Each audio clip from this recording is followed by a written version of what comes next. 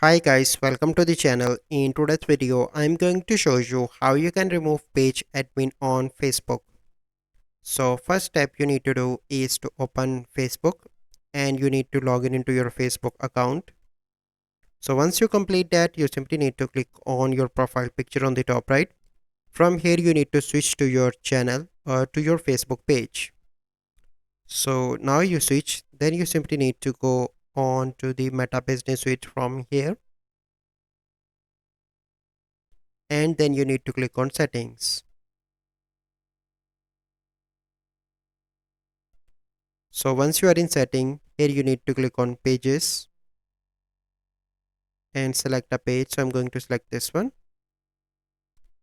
And here you consider this person is assigned. Then you need to click on manage and click on remove access. Once you click on that, this person page access will be removed and this person is now not able to manage the page. So this is the process how you can remove page admin on Facebook. So I hope you find this video helpful. If you find this video helpful, must like this video, subscribe to our YouTube channel for future videos. We'll see you in the next video. Thank you. Have a good day.